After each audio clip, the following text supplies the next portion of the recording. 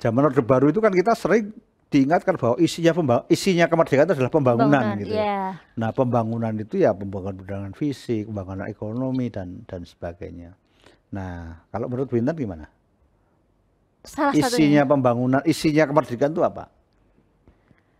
Kita kan tadi kan sudah ngomong bahwa yang namanya pahlawan itu kan orang yang dia berjuang, berkiprah untuk memperjuangkan kepentingan banyak orang gitu ya, untuk berbuat untuk banyak orang. Nah, sementara kan kalau isinya kemerdekaan itu tentu saja sesuatu yang berkaitan dengan kepahlawanan itu.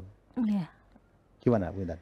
Jadi kita mengisi kemerdekaan itu tadi bersama-sama untuk mewujudkan tujuan dari negara kita yang sebagaimana disebutkan di dalam mukadimah pembukaan Undang-Undang Dasar itu ya.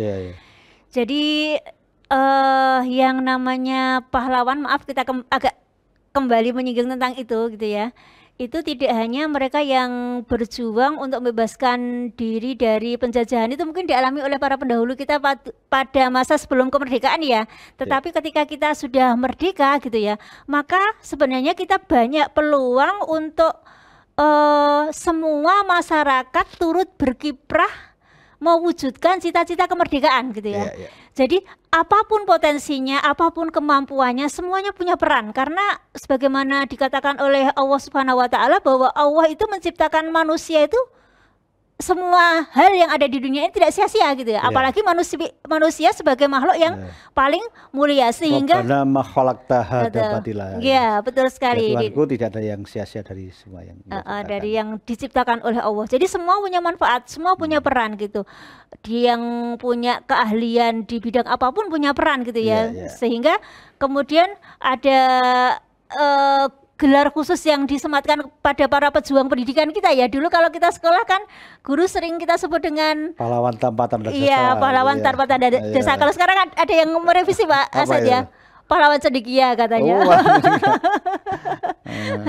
Ya, jadi apapun kemampuan, apapun potensi, apapun peluang yang kita miliki bisa kita manfaatkan untuk memajukan bangsa ini gitu ya. Jadi intinya kita mengisi kemerdekaan dengan pembangunan mungkin salah satunya Pak Asad ya. Jadi kalau kita mencermati lagu itu kan diciptakan oleh W.R. Supratman pada masa itu ya. Jadi mencerminkan situasi, kondisi apa yang dirasakan W.R. Supratman bersama teman-teman seperjuangnya pada saat itu.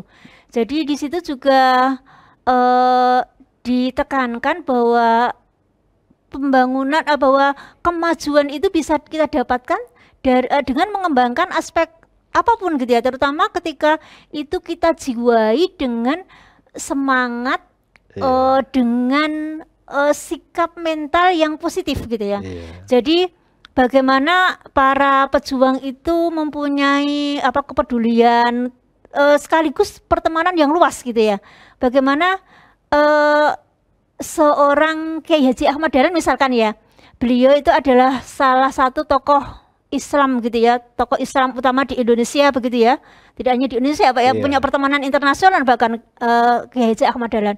Kalau didengar-dengar cerita dari Pak Sukriyanto, beliau itu malah pertemanannya tidak hanya kaum muslimin tetapi orang-orang Nasrani, para pastor dan juga sekaligus orang-orang sosialis katanya ya. Gitu ya.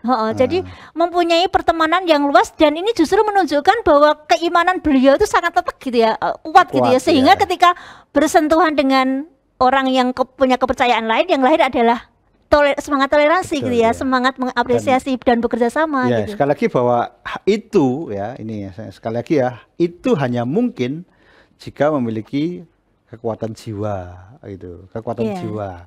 Dia bisa berkolaborasi dengan siapapun gitu, dan berhadapan dengan benturan-benturan yang dihadapi, tantangan-tantangan, dia tetap kuat. Nah,